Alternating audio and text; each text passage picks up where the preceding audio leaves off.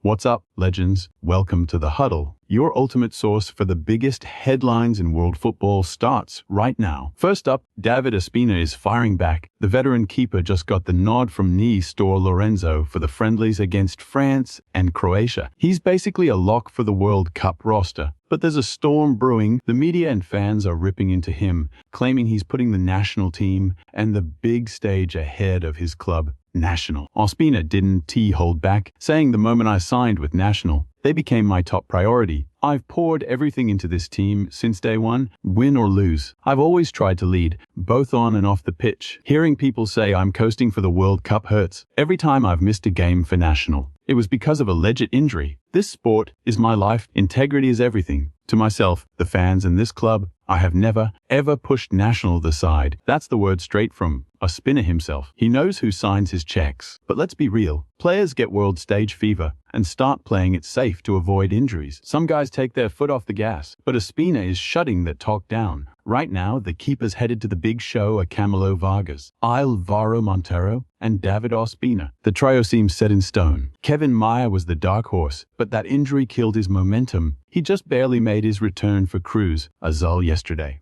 Unless one of the top three goes down, Meyer will be watching the World Cup from his couch. What's the move? Guys, should Meyer sneak onto the roster over Ospina or Montero, even without the minutes? Drop your takes below. We've got less than 3 months to go. Maybe the vet can rediscover that elite form in time. Fresh threads and a brand new opponent for the Colombian squad. Adidas just dropped the new away kit, and man, it's already splitting the internet in two. It features blue and turquoise accents with mint green stripes. We saw the leaks a few days ago, but the official drop is finally here. Fans are either calling it an instant classic or a total disaster. Personally, I'm giving it a 7 out of 10. It's not a Hall of Famer, but it's definitely not a total fail. It's got a bold, exotic vibe for the World Cup. As long as we don't go back to the old Reds, I'm cool with whatever. Pricing starts at 380,000 Colombian pesos, about $100, and goes up to 650,000 or $170 for the authentic version. Expect the team to debut the new look against either France or Croatia, though Croatia seems more likely. Switching gears, the Federation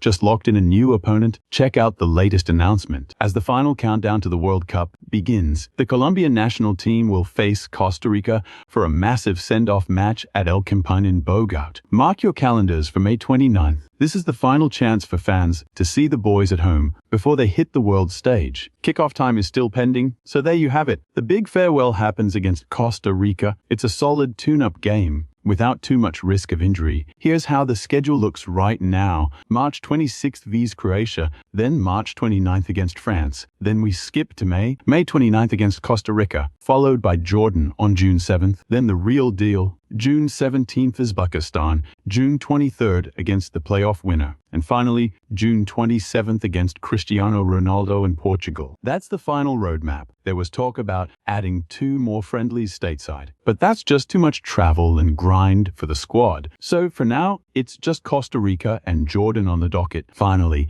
Vincent Kompany is sweating over Luis Díaz and the rest of his roster. The international break has him on edge, with so many stars heading out, and a history of guys coming back broken. The Bayern manager didn't hold back in his presser. Plenty of managers have already decided some players won't see both games, so I'm just crossing my fingers everything goes right. The vibe this time is totally different from last year's international break. Back then, the stakes were high. These are mostly just exhibition matches. Kompany is clearly worried about his stars. Word is he's been in Néstor Lorenzo's ear, along with other national coaches, begging them to manage the minutes, so his guys return to Bayern in one piece. It's a desperate plea from Kompany. He knows a major injury right now could tank their entire season. All eyes are on Luis Díaz as the manager makes him the top priority. Marketing deals might force Díaz onto the pitch, but there is no way he clocks a full 180 minutes. He is running on fumes and needs to recover. Bayern's sporting director chimed in with a clear message. The goal is for the boys to return from international duty unscathed. once they are back. I have a fantastic feeling about the weeks ahead. Croatia 7 is officially out for the next 2 friendlies, leaving fans terrified he might miss the massive Portugal versus Colombia showdown at the big dance. He is currently sidelined, though Roberto Martinez remains optimistic that he will be back in action within 2 or 3 weeks. It is nothing critical. He is just sitting out this FIFA window and a few matches with Al Nassr. We cannot forget that Cristiano is already 41 years old. At that age, 99% of professionals have already retired,